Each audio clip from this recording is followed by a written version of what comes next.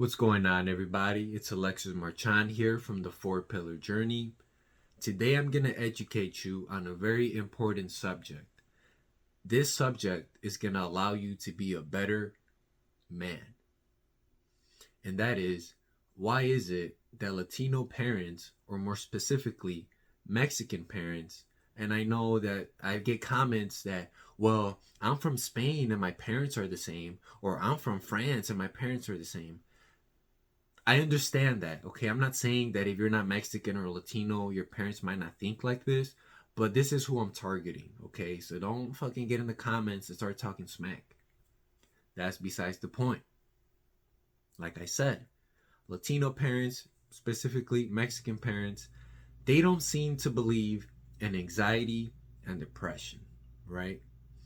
And I know a lot of Gen Z folks, I'm a Gen Z myself, or, as a child, you're like, man, Alex, our parents just don't understand. They don't know what we're going through. They don't know how we feel. They don't know our struggles. They just won't understand. Because every time we try to tell our parents, hey, I'm feeling sad, or when you tell them that you get anxiety from doing certain things, they always hit you with ¿de qué estás triste? What are you sad about? Or, what are you nervous about? ¿De qué estás nervioso? Ponte las pilas, right? They just tell us to tough it out. As a man, you have to understand that they're right. Because here are your two options, okay? If you are depressed or anxious or you have anxiety, what are your two options, really? Option number one, you continue to believe that you have anxiety and depression and you do nothing about it. You continue to label yourself with these negative traits and do nothing about it. So now you will have a scapegoat whenever something goes wrong. You can be like, well, it's because I have anxiety, dude. Like, I'm depressed, bro. And what that creates is a negative cycle where the only thing you will live off of is pity and sorrow from others. And as a man, it's not something to look up to. Men will just give you like that side-eye look and be like, who the fuck is this guy? Fucking, Debbie Downer over here. He never tries to do anything to change the situation. All he does is complain. And then from a woman's perspective, she will be disgusted, She might try to support you in the beginning, but if you do not help yourself, she will eventually just be like, what the fuck is he doing? He's not changing anything. He's just, complaining. He's always coming to me how he's sad and anxious and stressed about everything, but he's not a solution. Excuse me. He is not looking for a solution. Rather, he's just looking for empathy, for your sorrow, for your pity, and that's absolutely disgusting. Okay? Option number two, you have the man who will acknowledge what he's feeling. And I'm gonna tell you here a little story, right? I remember one day, this was a few years back, my parents had caught me, smoking some weed. You know how Latino parents are, Mexicans with weed, man. It's like devil's lettuce, you're a fucking crackhead now. My OG was very upset. Understandably so. But my father came up to me and he asked me, he's like, Alex, why are you smoking that shit? And my response was, well, it's because I have anxiety, like I get stressed out. I get nervous. I need to smoke so I can calm down. And I swear to you, he gave me the hardest teeth smack I have ever heard. He was like, nervous?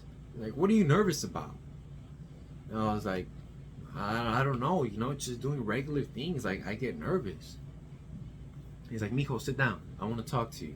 I was like, shit, every time he says that, even as a grown man, I be getting a little scared. So I'm like, shit, he's going to give me the talk. But it's good because I get wisdom from that. He's like, look, you have to understand that we all get nervous, son. It's normal. It's part of life.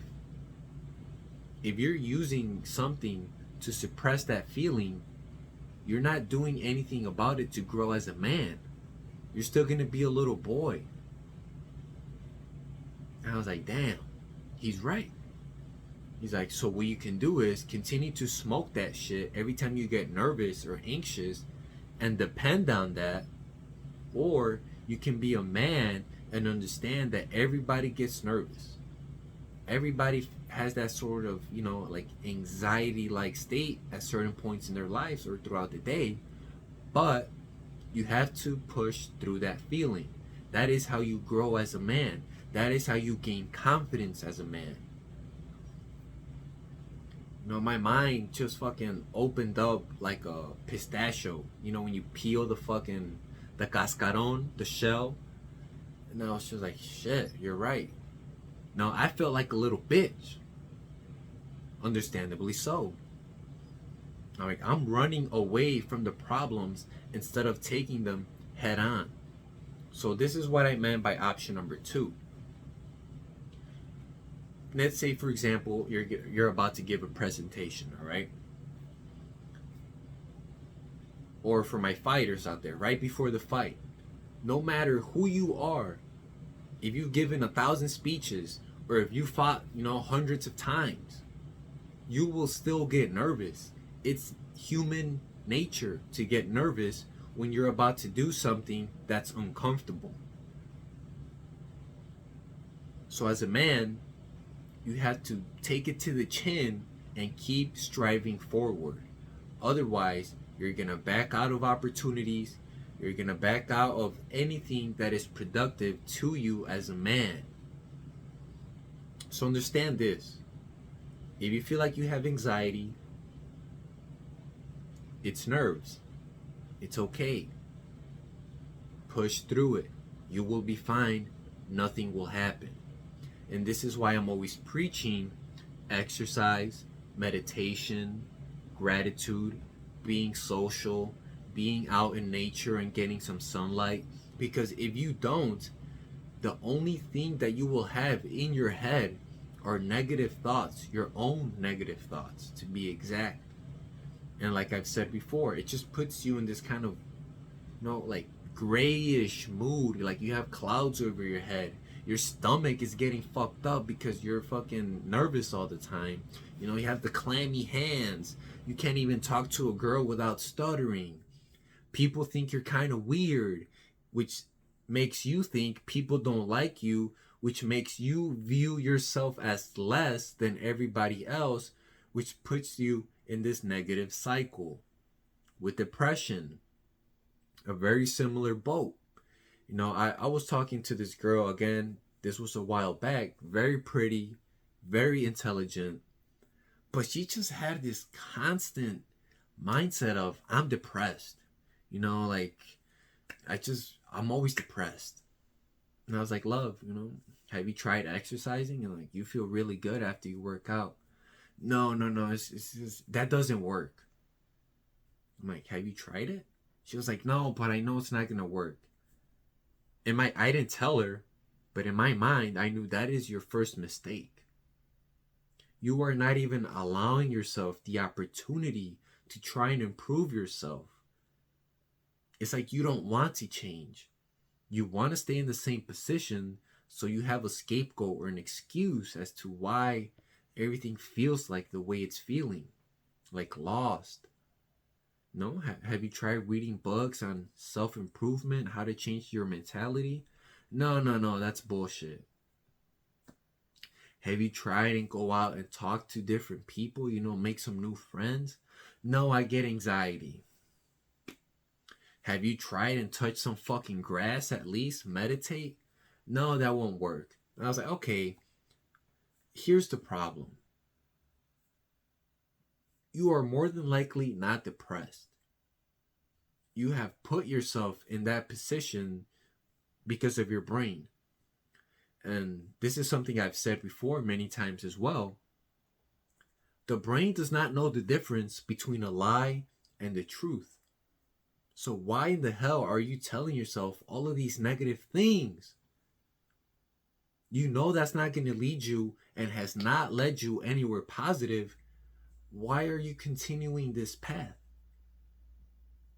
You know, and to trace it back to my original title or my original point, our Latino parents or our Mexican parents dealt with more shit and hardships than we can ever dream of. You know, my parents tell me the stories all the time where they grew up with fucking, you know, a lot of siblings. They had to wake up super early to go work in the field and then go to school, come home, do chores, you know, help again at the house, and then they had a little bit of free time. And there was times where, you know, he would see my grandma or their mother not eat so they could have a little bit of food. And this is why gratitude is so important, because it allows you to be happy with what you actually have. A lot of people become depressed because they're always comparing themselves to other people, or they're comparing themselves to themselves in a negative way. Did you wake up with a roof over your head? No, matter of fact, let's take it a step back. You woke up today. You're watching this video. A lot of people did not wake up. A lot of people tragically passed away this morning or this afternoon, whenever you're watching this video. You woke up with a roof over your head. You've had a meal. You have at least one person that truly loves and cares about you. You have the opportunity to go out and do something with your life. You know, you're not in a third world country or somewhere with a dictatorship. You're doing a lot better than the majority of people. And if you repeat that to yourself every single day, I guarantee you that that feeling of depression and anxiety will start to go away. So listen to your parents, man. You know, sometimes you might think that they're being hard on you, but they're doing it for good reason. You have no reason to be depressed or anxious. You have a lot of opportunities to be successful. So listen to our Latino parents, you know, los Mexicanos. They have a good point. What are you nervous about? We all get nervous. What are you depressed about? What is bugging you? Ponte las pilas. You know, be on your shit. Practice gratitude. Take opportunities and take risk, and you will grow as an individual. But that's it, guys, for this video. If you did enjoy or have any questions or comments, please drop them down in the comment section below. Leave a like and subscribe. Share it with someone that might need to see this video. And until the next one, guys, peace out.